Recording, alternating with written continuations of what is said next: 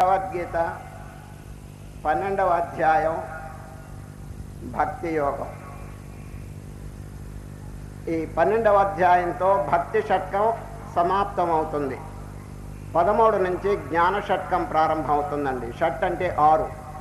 భగవద్గీతని 3 ఆర్లుగా విభజించినారు 18 అధ్యాయములు. కర్మ షట్కం, భక్తి షట్కం, జ్ఞాన షట్కం. వేదము కూడా కాండత్రయాత్మకంగా విభజించినారండి. సంహిత, బ్రాహ్మణము, ఉపనిషత్తు అని వేదం యొక్క సారమైనటువంటి భగవద్గీత కూడా 3గా డివైడ్ చేసినారు.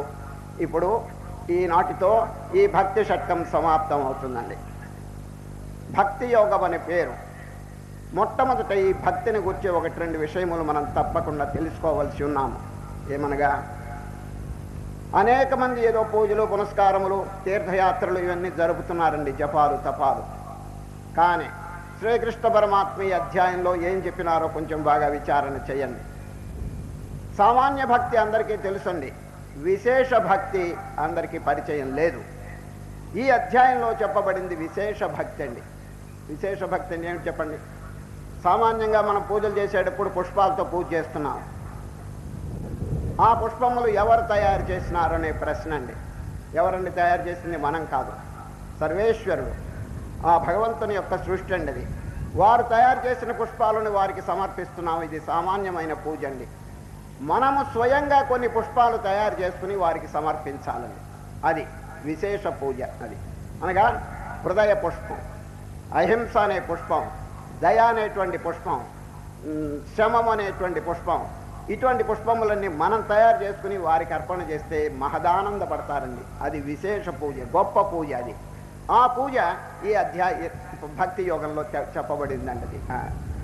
ఈ భక్తి అనేటువంటి విషయంలోనండి జాతి, మత, కుల, వయస్సు ఇటువంటి సంబంధం ఏమి లేదండి. అది ఎవరైనప్పటికీ అర్హులేనండి. భగవంతుని స్తోత్రం చేయటానికి, ధ్యానం చేయటానికి ఫలానా వారికే అర్హత ఉన్నదని చెప్పటానికి ఎవరికి హక్కు ఉన్నది చెప్పండి? అది వారి హృదయంలో వెలుగుతున్న దేవుడండి. ఇప్పుడు హరిజనులు ఇదివరకంతా చూడండి, వాళ్ళందరినీ మాలపల్లె, మాదకపల్లె అని చెప్పి దూరంగా వాళ్ళందరినీ విసిరి వేరే పెట్టేసినారండి. గాంధీ మహాత్ముడు వాళ్ళందరినీ సొసైటీలో చేర్చుకోండి, వాళ్ళందరూ కూడా సంఘంలో చేర్చుకోండి, వారు మానవులే, వారు మనపోటి వాళ్లే, హరిజనులు, చిల్డ్రన్ ఆఫ్ గాడ్, దేవుని యొక్క సంతానం, వారిని దూరంగా పెట్టబాకండి, అస్పృశ్యత అనేది తీసేయండి అని ఎంత చక్కని బోధ చేసినారు. హరిజనులు అని పేరు పెట్టారు, చిల్డ్రన్ ఆఫ్ గాడ్. అది మరి ఇటువంటి చిన్న చిన్న చూపు చూడటం వల్ల, వారిని దూరంగా పెట్టడం వల్ల ఏమైపోయిందో తెలుసండి, సంకుచితమైనటువంటి భావాలు ఏర్పడింది. భక్తిలో ఈ సంకుచితత్వం ఎక్కడున్నదండి చెప్పండి? ఫలానా వాడు ఇప్పుడు హాస్పిటల్కి వెళ్ళారనుకోండి, ఆ మందు తినటానికి ఎవరికి అర్హత ఉంది చెప్పండి? రోగం వచ్చిన ప్రతి వారికి కూడా అక్కడ అర్హత ఉంది. అక్కడ జాతి, మత, కుల, స్త్రీ, పురుష భేదం హాస్పిటల్స్లో లేదండి. మీకు రోగం ఉన్నదా అని అడుగుతారు. That is the qualification. ఆ రోగం ఉంటే తప్పకుండా మందిస్తారు, దాంతో నయం అయిపోతుంది. అదేవిధంగా ప్రతి జీవి పుట్టంగానే ఒక రోగం తగులుకుందండి వాడికి. ఏమి రోగం చెప్పండి? పుట్టడం అనేది రోగం. భవ అంటే to exist with a body is a disease. కొత్తగా ఒక రోగం తెచ్చుకోవటం కాదండి, వాడు పుట్టడమే ఒక రోగం. ఇదివరకు ఎన్నిసార్లు పుట్టాడు, ఎన్నిసార్లు చచ్చాడు, మళ్ళీ ఇప్పుడు పుట్టాడు, మళ్ళా చస్తాడు. జాతస్య ధ్రువ మృత్యు, ధ్రువం జన్మ మృతస్య చ. ఇది ఒక cycle of births and deaths. దీన్ని తప్పించుకోలేకపోయి నానా బాధలు పడుతున్నారు. ఇది ఒక డిజీజ్, ఇది ఒక రోగం అని చెప్పి పెద్దలు చెప్పారు. దాని పేరేమిటి? రోగం పేరు భవ అంటే ఉండటం. దేంతో ఉండటం? శరీరంతో ఉండటం. To exist with a body. అది ఆత్మతో ఉండటం అనేది రోగం కాదండి. ఆత్మతో ఉండటం అనేది మోక్షం. శరీరంతో ఉండటం అనేది రోగం. అది ఈ రోగానికి మందు తెచ్చుకుంటున్నాం మనం. ఈ మందు చూడండి, భక్తి అనేటువంటిది ఒక ఔషధం. ఎవరికి హక్కు లేదు చెప్పండి? ప్రతి వారికి హక్కు ఉంటుందండి. కనుక ఇది ఎవరైనా, కొందరు అడుగుతారు, ఏమండి మాకు ఈ మంత్రం జపం చేయడానికి మాకు అర్హత ఉన్నదా అని చెప్పి కొందరు అడుగుతారు. లేకవండి, ప్రతి వారికి కూడా తరించడానికి అవకాశం ఉంది. ఎందుకంటే దేవుడు ఎక్కడున్నాడు? అడిగేవారి హృదయంలోనే ఉన్నాడు. చూడండి, నాకు అర్హత ఉన్నదా అని అడుగుతున్నాడు చూడండి, వాడి హృదయంలో ఎవడున్నాడు చెప్పండి? సర్వస్య చాహం హృది సన్నివిష్ట, I'm residing in the hearts of everybody అని భగవద్గీతలో చెప్తున్నారే. ప్రతి జీవి యొక్క హృదయంలో ఉన్నప్పుడు వాడికి ధ్యానం చేయడానికి అర్హత లేదండి? తన ఆత్మస్వరూపాన్ని తెలుసుకోవటానికి అర్హత లేదా? కనుక విశాల భావాన్ని మనం ఈ ఆధ్యాత్మిక విషయంలో ప్రకటించాలన్నది. నారద మహర్షి అండి భక్తి సూత్రంలో ఒక సూత్రం రాసినారు. ఏమిటి తెలుసండి? నాస్తి తేషు జాతి విద్య రూప కుల ధన క్రియాది భేద. ఈ ఆధ్యాత్మిక విషయంలో ఈ భేదాలు ఏం పెట్టుకోబాకండి అన్నారు. చూడండి ఎంత చక్కని సూత్రం. మళ్ళీ చెప్తున్నారు, నాస్తి తేషు జాతి విద్య రూప కుల ధన క్రియాది భేద. చిన్న దృష్టాంతం చెప్తే మీకు అర్థమవుతుంది. ఆనాడు రామాయణ కాలంలోనండి రామచంద్రుడు, లక్ష్మణుడు, సీతమ్మ ముగ్గురు అరణ్యవాసానికి బయలుదేరారు. చాలా దూరం పోయినారు. చాలా దూరం పోయిన తర్వాత అండి ఒక నది అడ్డంగా వచ్చిందండి. ఎవరికి? ఈ ముగ్గురికి ప్రయాణికులకి నది అడ్డంగా వచ్చింది. ఆలోచిస్తున్నారు ఎట్లా దీన్ని దాటవలను అని. ఏమండి, దూరంగా ఒక ఆయన పడవ పెట్టుకుని కూర్చున్నాడండి. ఆ పడవ ఆయన దగ్గరికి పోయినారు. ఎవరు? ముగ్గురు. రామచంద్రుడు ప్రశ్న వేస్తున్నాడు, ఏమండి మా ముగ్గురిని అవతల ఒడ్డుకు తీసుకుని వెళ్తారా అని అడిగాడండి రాముడు.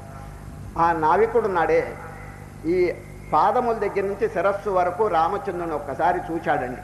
చూచి, మహానుభావ, ఈ అరణ్యంలో ఒక వదంతి వ్యాపించింది. ఒక పుకారు అంటే వదంతి వ్యాపించింది. ఎవరో కొత్త ఆయన బయలుదేరాడు ఈ అరణ్యంలో. ఆయన నడుస్తుంటే ఒక రాయి ఆయన కాలికి తగిలింది, ఆడపిల్లగా మారిపోయింది అని చెప్పి అనుకుంటున్నారు. బహుశా మీరే అయి ఉండొచ్చు. మీ కాలికి ఏదో ఒక శక్తి ఉన్నది, పాదధూళికి ఆడపిల్లల్ని చేసే శక్తి అది అని నేను అనుకుంటున్నాను. మా పడవ 40 చెక్కలతో చేయబడింది. మీరు కనుక మా పడవ మీద ఎక్కితే 40 మంది ఆడపిల్లలు తయారైతే అదొక సమస్యగా తయారవుతుంది. కాబట్టి మిమ్మల్ని పడవ ఎక్కించను అన్నాడండి. అప్పుడు అసలు ఎక్కించవా అని అడిగాడు. ఎవరు? రామచంద్రుడు. ఒక షరతు మీద అయితే మిమ్మల్ని ఎక్కిస్తానన్నాడు. ఏమిటి ఆ షరతు అన్నాడు? మిమ్మల్ని భుజం మీద కూర్చోబెట్టుకుంటాను, మీ పాదముల్ని బాగా నీళ్లతో కడిగేస్తాను. ఎందుకంటే ఈ పాద ధూళి ఉండకూడదు, ధూళి ఉంటే ఆడపిల్లలు తయారవుతారు. అందువల్ల బాగా కడిగేస్తాను. అమాంత మళ్ళీ కింద పెట్టను, మిమ్మల్ని కాలు కింద పెట్టనివ్వను, కింద పెట్టి మళ్ళీ దుమ్ము అంటుతుంది. అందువల్ల అమాంతంగా మళ్ళీ పడవలో కూర్చోబెడతాను, ఆ షరతు మీద అయితే తీసుకువెళ్తానన్నాడు. సరే, రామచంద్రుడు అంగీకరించినారు. అట్లాగే కూర్చోబెట్టారు. ఇక సరిగ్గా పడవ నడిపేటువంటి టైంలో ఈ కూలీ విషయంలో వచ్చిందండి. ఇది ముందుగానే మాట్లాడుకోవాలి కదా. ఏమండి మీకు ఎంత ఇవ్వాలి అవతల ఒడ్డుకు తీసుకుని వెళ్ళేందుకు అని అడిగినాడు రామచంద్రుడు. స్వామి మహానుభావ, మాకేమి మీరు మాకు ఒక్క పైసా కూడా ఇవ్వక్కర్లేదు, ఈ చిన్న నదిని మిమ్మల్ని దాటిస్తాను, సంసార సముద్రం మమ్మల్ని దాటించండి అన్నాడండి ఆయన. ఎంత చక్కగా చెప్పాడు చూడండి. ఈ చిన్న నదిని మేము ఉచితంగా మిమ్మల్ని దాటిస్తాం, సంసార సముద్రాన్ని దాటించండి అని ప్రార్థన చేస్తాడు. చూడు ఆయన ఎవరు చెప్పండి? అందరికీ పరిచితుడే కదా. చెప్పండి, వారికి ఏమైనా విద్య ఉన్నదా? వారికి ఏమైనా కుల సంబంధంగా ఏదైనా ఏమి లేకుండా ఒక సామాన్యమైనటువంటి వ్యక్తి శ్రీరామచంద్రుని యొక్క కరుణకు, వారి యొక్క ఆశీర్వాదానికి పాత్రుడైనాడంటే చూడండి. గుహుడు ఆనాడు యుద్ధం అంతా పూర్తి అయిపోయిన తర్వాత పుష్పక విమానంలో బయలుదేరుతూ రామచంద్రుడు హనుమంతుని పిలిచి, గుహుడితో చెప్పండి, మేము వస్తున్నామని చెప్పి గుహుడితో చెప్పండి అని జ్ఞాపకం పెట్టుకున్నాడు. చూడండి అది వారి మనసులో గుహుడు జ్ఞాపకం ఉన్నాడంటే ఎంత అదృష్టవంతుడో చూడండి. అది ఇదంతా ఎందుకు చెప్పినానంటే, కులమా తక్కువ, విద్య తక్కువ, ఏమీ లేకపోయినప్పటికీ రామచంద్రుని యొక్క కృపాకటాక్షానికి వారు భాగ్యం పొందినారంటే, అదృష్టం నోచుకున్నారంటే, ఇక్కడ ఏమైనా జాతులు అడ్డం వచ్చినాయా? విద్యలు ఇతరమైనటువంటివి అన్నీ అడ్డొచ్చినాయా అండి? లేదు. నాస్తి తేషు జాతి విద్య రూప కుల ధన క్రియాది భేద. ఇదండి భక్తి మార్గంలో ఎవరు కూడా ఇంకా సంకోచింపలేదు. తమ హృదయంలో వెలుగుతున్నటువంటి పరమాత్మను ధ్యానం చేయడానికి వారికి సర్వ హక్కులు ఉన్నాయి.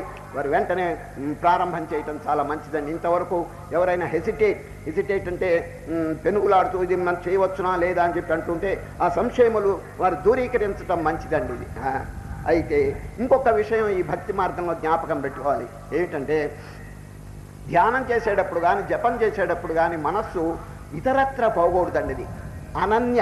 చూడండి, భక్తి అనేది అందరికీ ఉన్నది, కానీ అనన్య భక్తి లేదు. అనన్య అంటే ఏమిటి చెప్పండి? అన్యం అంటే ఇతరం. ఇతరమైనటువంటి దృశ్య వస్తువులను గూర్చి చింతన చేయటం వదిలిపెట్టేయాలి.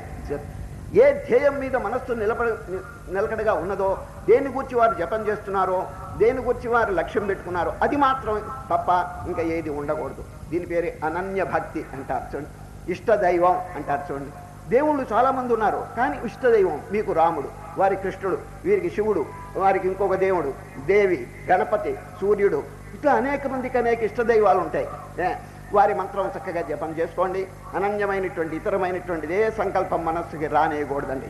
ఏకాగ్రత అనేది చాలా ముఖ్యమండి. దానివల్ల ఏమిటంటే అద్భుతమైన ఫలితాలు లభిస్తాయండి. సరే, ఇప్పుడు సూర్యకిరణములు ప్రసరిస్తున్నాయండి. దాంట్లో శక్తి ఉన్నది కానీ అది ప్రకటింపబట్టలేదు. ఎందుకంటే పరిపరి విధములుగా ఉన్నాయి కిరణములు. అక్కడో కిరణం, ఇక్కడో కిరణం. ఒక లెన్స్ పెట్టండి, లెన్స్ పెడితే అన్ని కిరణములు ఒక్క చోట కన్వర్జ్ అవుతాయండి. ఏకాగ్రంగా ఉంటే చొక్క ఏర్పడుతుంది.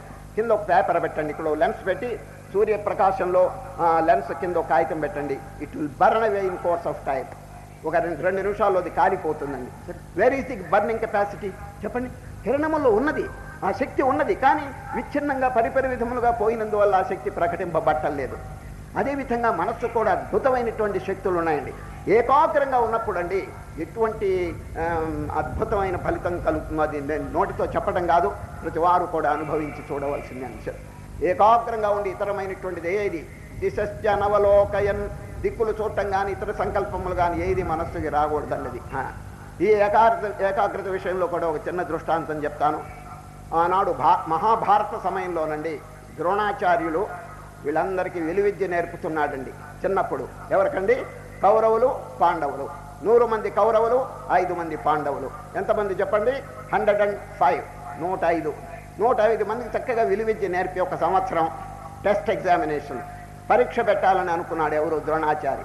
అందరికీ ముందుగానే చెప్పినారు, నాయనలారా మీ బాణాలు మీ యొక్క ఇవన్నీ తీసుకుని రాండి, ఏకాంతంగా ఊరు బయటికి తీసుకుని రండి, మీ బాణాలు ఇది చూడండి ధనుస్సులు ఇవన్నీ తీసుకుని రండి అని చెప్పి అందరినీ తీసుకెళ్ళాడు.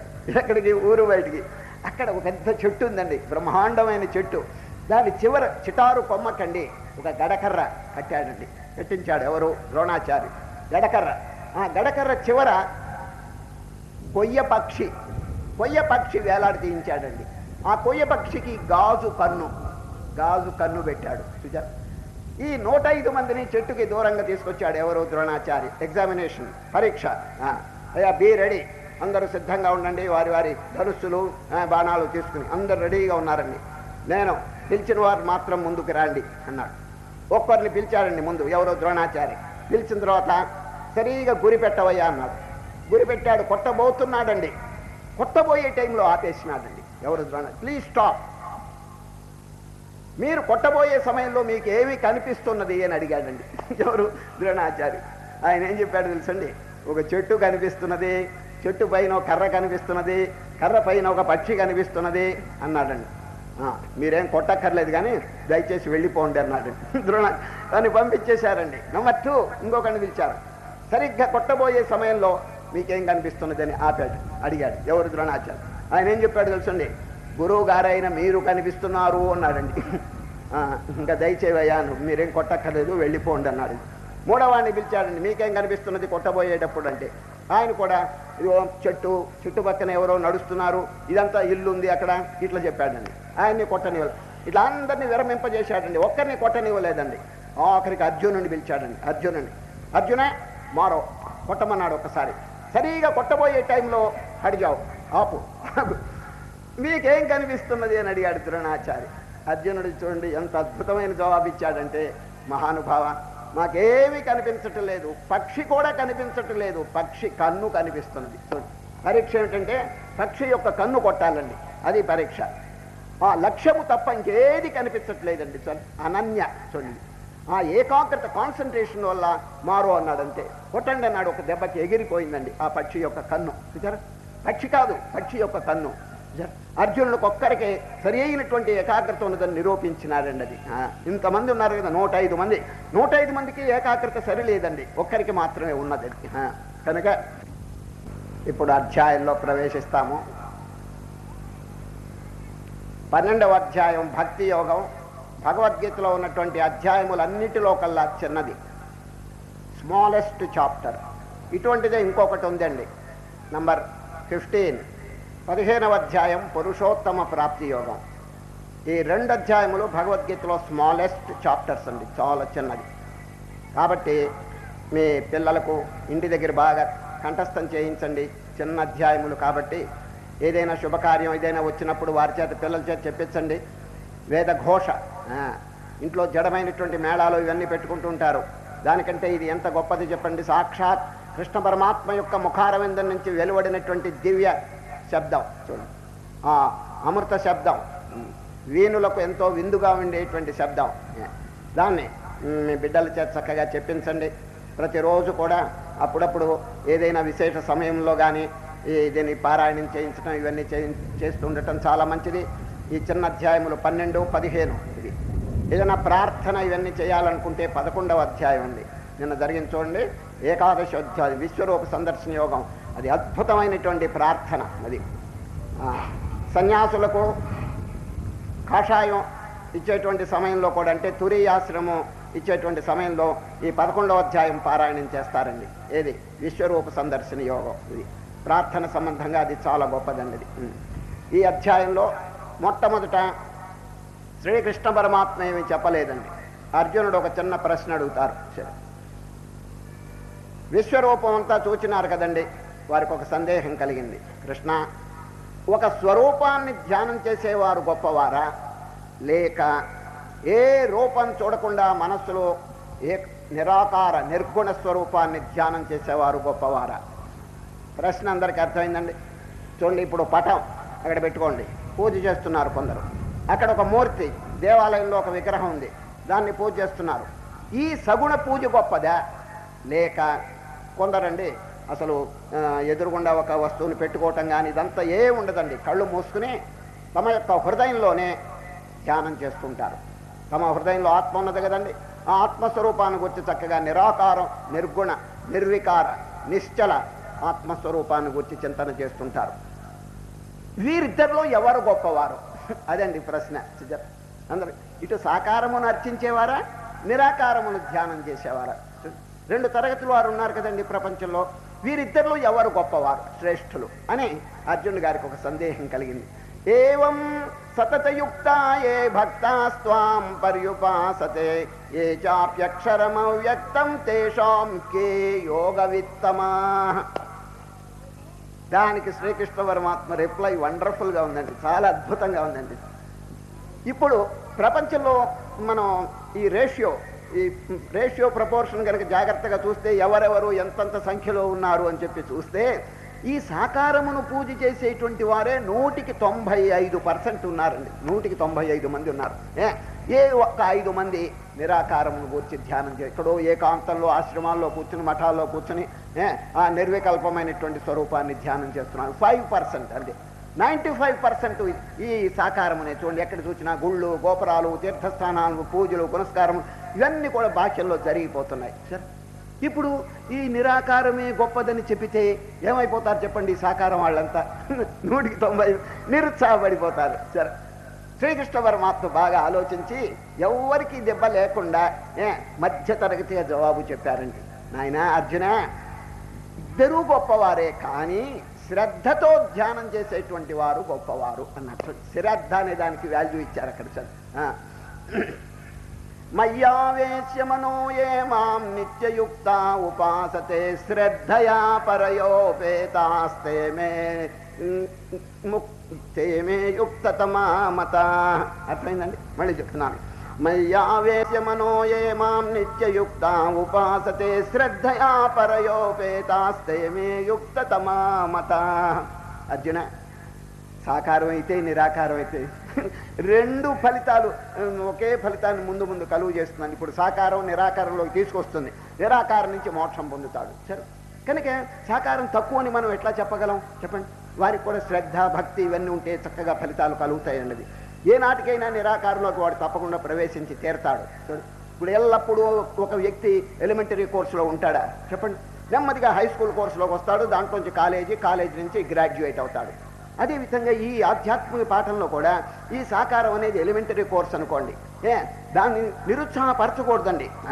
ఎందుకంటే అనేక మంది యొక్క స్వభావం సామాన్య స్థితిలో ఉన్నదండి, వారు అతీత స్థితికి పోలేదండి. అందుచేత వారికి అనుగుణ్యంగా మనం ఏం చెప్పాలంటే, శ్రద్ధతో నాయన అట్లాగే చేసుకో, అట్లాగే పూజ చేసుకో, ఆరాధన చేసుకో, తీర్థయాత్రలు చేసుకోండి, కానీ మీ జీవితం పవిత్రంగా ఉండేటట్టు చూడండి. చాలామంది అండి ఈ బాహ్యమైనటువంటి క్రియలు చేస్తున్నారు, కానీ క్యారెక్టర్ చాలా దూరంగా పెడుతున్నారండి. క్యారెక్టర్ బిల్డింగ్ లేకపోతే నిజంగా అంత నాశనం అయిపోతుందండి. చూడండి, దృష్టాంతం రావణాసురుడు. ఎన్ని శివలింగాలకి పూజ చేసేవాడు చెప్పండి, ఎంత గొప్ప శివభక్తుడు. అయినప్పటికీ నీ డౌన్ ఫాల్ ఎందుకు వచ్చింది చెప్పండి, అది చెప్పండి. సర్వం నిష్ఫలితం తథైవ విధినా దైవే బలే దుర్బలే.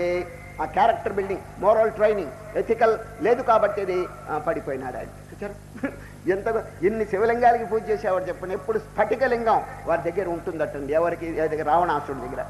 ఎక్కడికి వెళ్ళా he will carry along with him. స్ఫటికలింగం తీసుకుపోయి దాన్ని పూజ చేస్తూ ఉంటాడండి. చూచారు చిత్తశుద్ధి లేని శివ పూజలేలరా విశ్వదాభిరామ వెనురవేమ. చిత్తశుద్ధి లేదండి, అందుచేత పతనం కలిగింది. కనుక పూజ మంచిదే, పూజ తప్పకుండా మంచిదే, కానీ చిత్తశుద్ధి దాంతో జోడింపజేయాలి. అందుచేతనే జనులు సరైనటువంటి అవగాహన లేనందువల్లనే వాళ్ళు ఎల్లప్పుడూ ఒకే స్థితిలో ఉండిపోతున్నారండి. No improvement, no progress. ఎన్ని సంవత్సరాలు మీరు పూజ చేశారో కొంచెం లెక్కేసుకోండి, మీరు ఎన్ని సంవత్సరాలు తీర్థయాత్రలు వేశారో లెక్కేసుకోండి. హృదయంలో ఏదైనా ఉన్నతి కలిగిందా, శాంతి కలిగిందా, దైవ సంబంధమైనటువంటి అనుభూతి ఏమైనా కలిగిందా? ఇది కదంటే మనకు ముఖ్యంగా కావాల్సింది.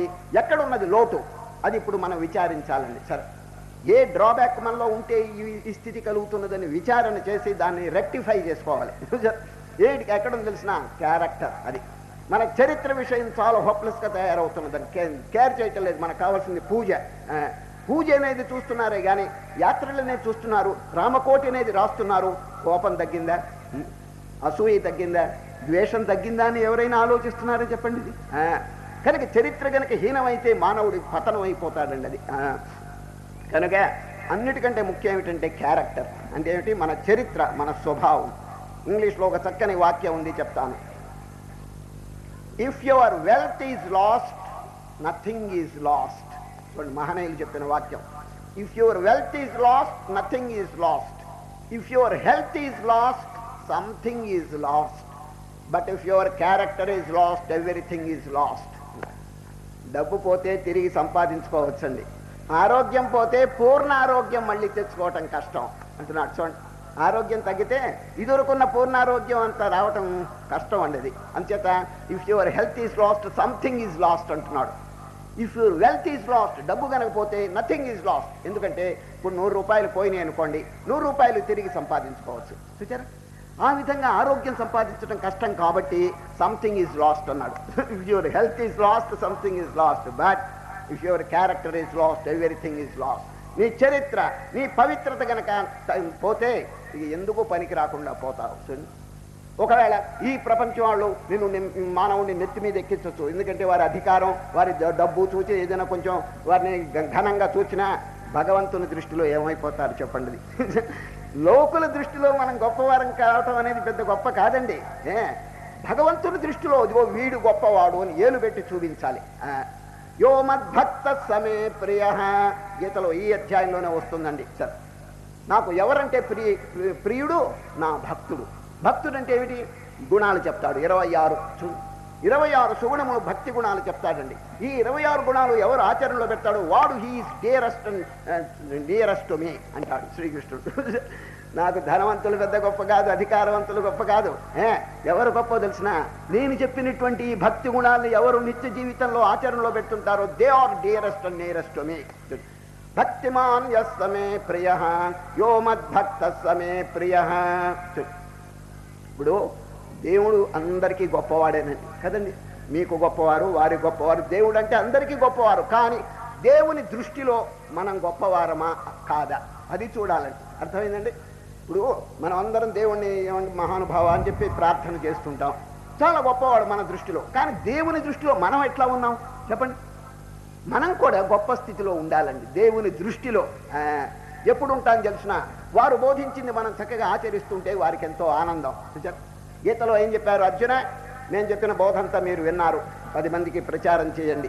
ఆ విధంగా కనుక మీరు ప్రచారం చేస్తే నాకు ఎంత ఆనందం అంటే భవిష్యత్తులో కూడా అటువంటి స్నేహితుడు నాకు దొరకబోడు అంటాడండి. చూడండి, యయమం పరమం గుహ్యం మద్భక్తేషు విధాస్యతి భక్తిం మయి పరాం కృత్వా మామే వైష్యత్య సంశయః నచ తస్మాన్ మనుష్యేషు కశ్చిన్మే ప్రియకృత్తమః భవితా నచ మే తస్మాదన్యః ప్రియతరో భువి. చిన్న దృష్టాంతం చెప్తే మీకు చక్కగా బోధపడుతుంది. కాశీలోనండి ఒక దేవాలయం ఉంది, మీకు అందరికీ తెలుసు. ఏం దేవాలయం? విశ్వనాథుని దేవాలయం. ఆ విశ్వనాథుని దేవాలయంలో పొద్దున 7 గంటలకి పూజారి వచ్చాడండి. వచ్చి నిర్మాల్యం తీసేసి అభిషేకం చేస్తున్నాడండి. ఎక్కడ? విశ్వనాథుని దేవాలయం, దానికి ఆవరణ ఉందండి, ప్రాంగణం పెద్దది, కాంపౌండ్ వాల్. ఆ లోపల పూజ చేస్తున్నాడు. అభిషేకం చేస్తున్నటువంటి టైంలోనండి ఎవరు రాలేదు, ఇంకా భక్తులు ఎవరు రాలేదండి గుడికి పొద్దున 7 గంటలకి.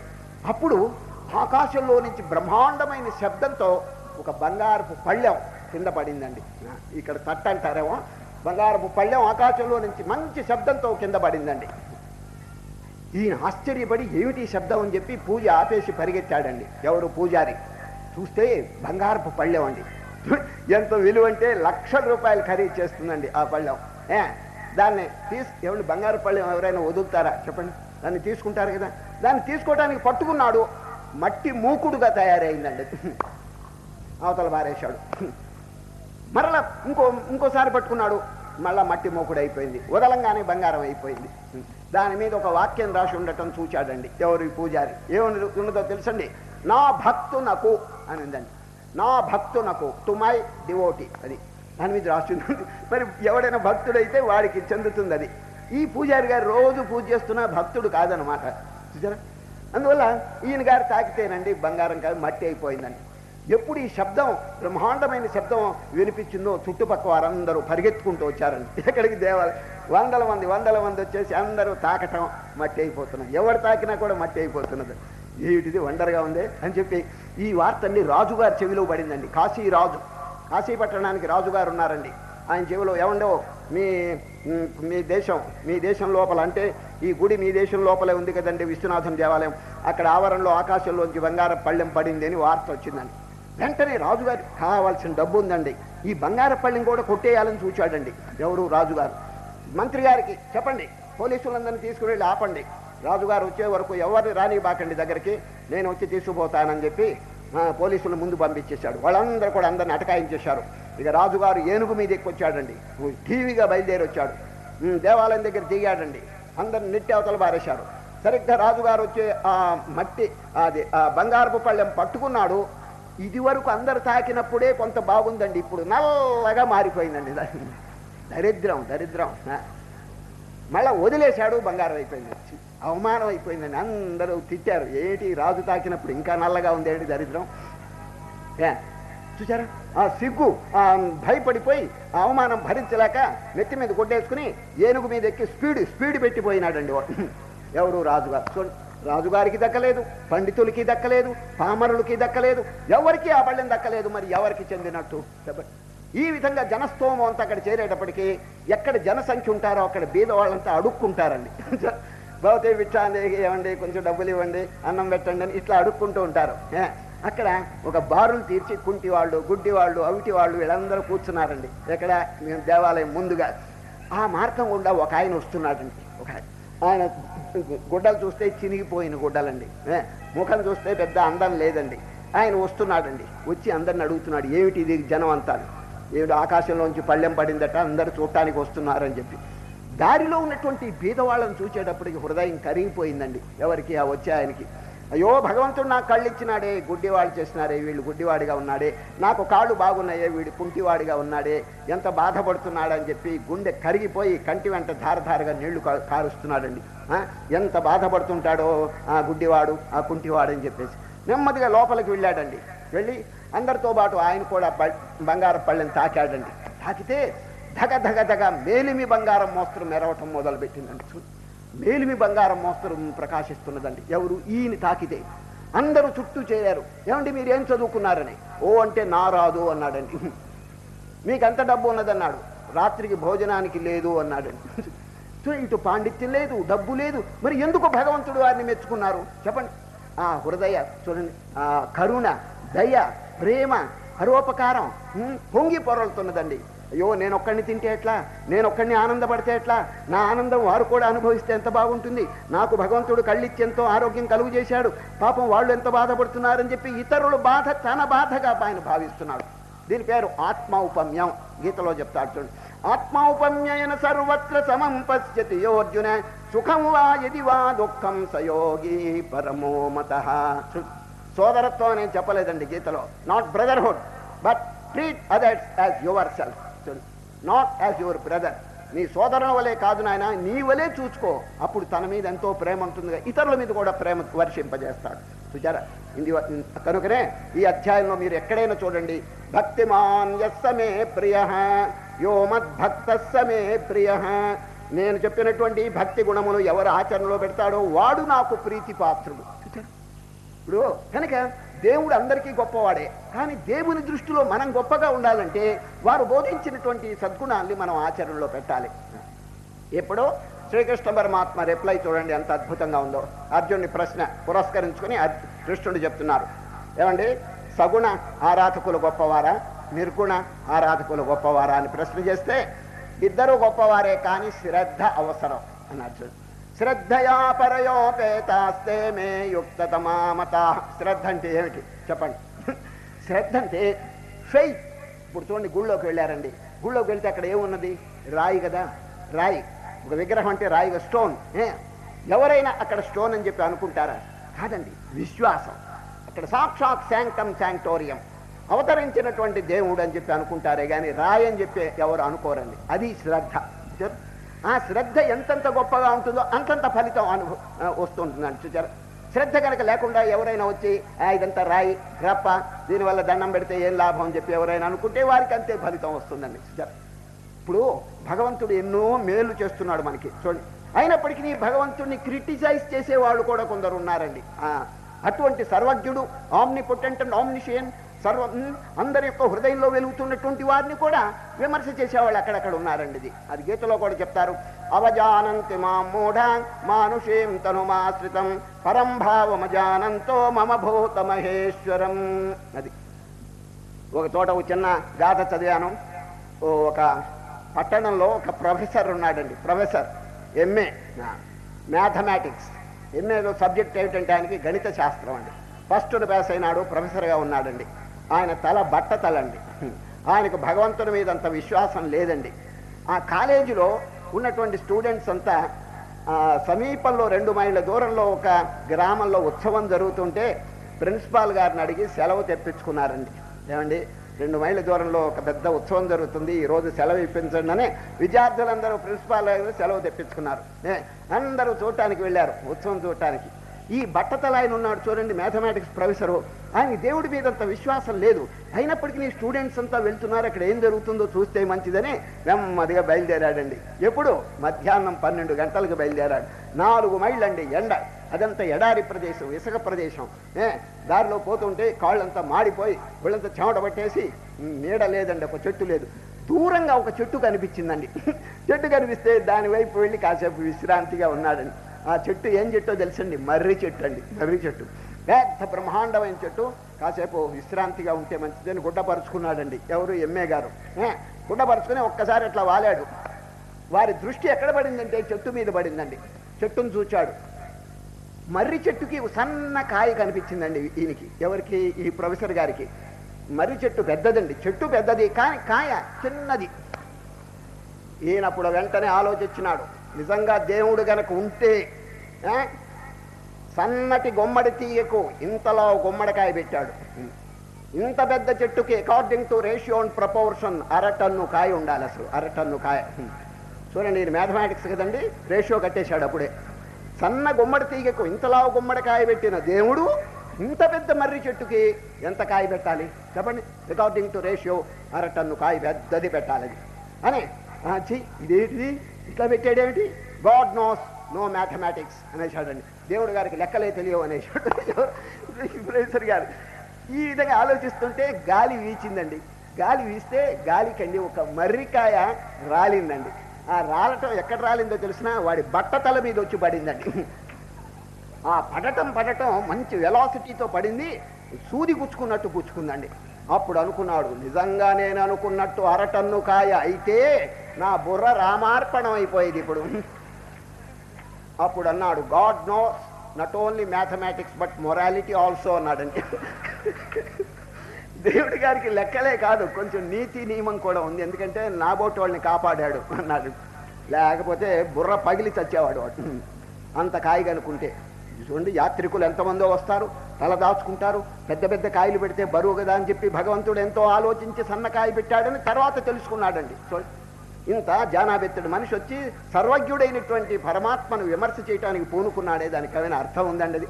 ఈ విధంగా అహంకారం చేత దర్పం చేత కొందరు చేయరాని పనులన్నీ చేస్తుంటారండి. భగవంతుని విమర్శ చేసే అధికారం మనకి లేదండి. అసలు జీవుడు ఎవరు చెప్పండి? కొంచెం ఈ అనంతమైనటువంటి విశ్వంలో లెక్క వేసుకుంటే కోటాను కోట్ల లైట్ ఇయర్స్, కాంతి సంవత్సరాల దూరంలో ఉన్నటువంటి నక్షత్రాలు గ్రహాలు ఇవన్నీ కూడా లెక్క వేసుకుంటే అఖండమైనటువంటి శక్తి మనం కొలత వేయగలవండి. ఇది ఎంత ఉన్నాడు చెప్ప, మన భూమి అసలు లెక్కలేదు, మన సూర్యుడే లెక్కలేదండి అది. అటువంటి సూర్యుడి దగ్గర మన భూమి చిన్నది కదా, భూమి దగ్గర మన దేశం చిన్నది కదా. అటువంటి జానాబెత్తుడు మనిషి దేవుని గురించి విమర్శ చేయాలని చెప్పి అనుకుంటాడు. ఎంత హాస్యాస్పదమైనటువంటి విషయం మీరు ఆలోచించండి. దేశము కాలము క్రియ మూడిటికి బద్ధుడండి జీవుడు. అర్థమైందండి? Time, space, causation. చూడండి, టైం అంటే కొన్ని 100 ఏళ్ళలో 70 ఏళ్ళలో అంతే, వాడికి తర్వాత బతకలేడు వాడు. He must fall down. దీనికి టైం. దేశం అంటే వాడు ఎత్తని చెప్పండి 5 అడుగులు 6 అడుగులు, ఇంకా 2 అడుగులు పెరగమని చెప్పండి, వాడిని పెరగలేడు. కనుక ఎత్తు అంటే ఒక ఆకారానికి లోబడిపోయినాడు, ఒక టైంకి లోబడిపోయినాడు. Next causation. కాజేషన్ అంటే కర్మ. పూర్వజన్మలో ఆయన ఏం కర్మ చేసుకున్నాడు దాని ఫలితం అనుభవిస్తాడే కానీ కొత్తగా ఏమీ లేదండి.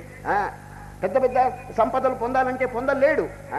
ఈ విధంగా దేశకాల క్రియలకు లోబడినటువంటి జీవుడు అతీతుడైనటువంటి మాయాతీతుడైనటువంటి పరమాత్మను విమర్శించేటువంటి హక్కు వాళ్ళకి లేదు. ఇటువంటి మెంటాలిటీ ఎంత శీఘ్రంగా తొలగించుకుంటే అంత ధన్యుడుగా ఉంటాడండి అది.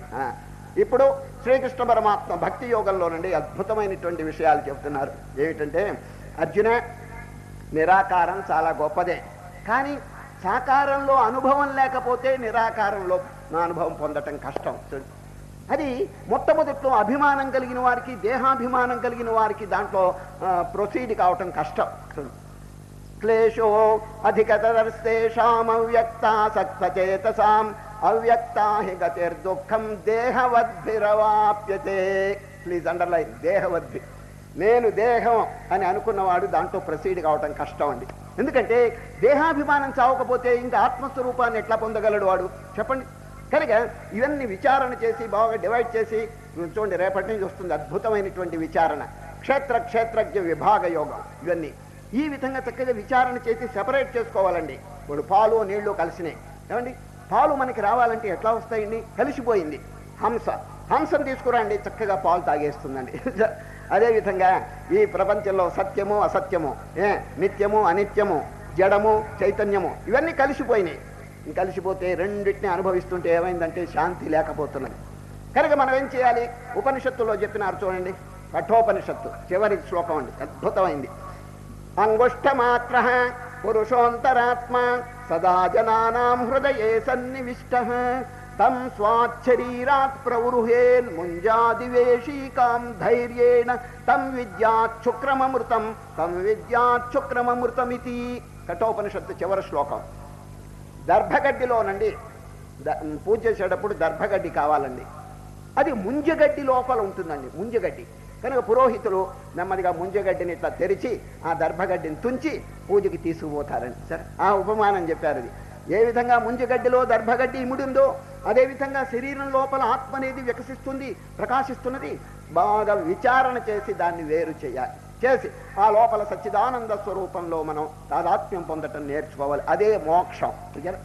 ఈ విధంగా మానవుడు విచారణ చేత తన స్వరూపం, నేను దేహం అని చెప్పి అనుకుంటే it's impossible to realise God.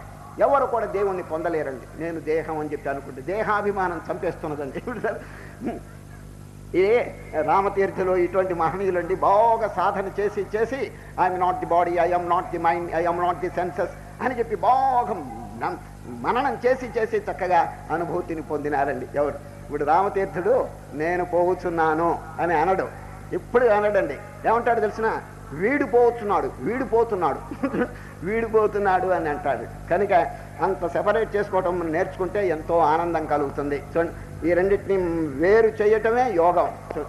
విభాగం చూడండి, రేపటి నుంచి వచ్చేటువంటి ప్రతి అధ్యాయం పేరు విభాగం అని వస్తుంది. Please separate.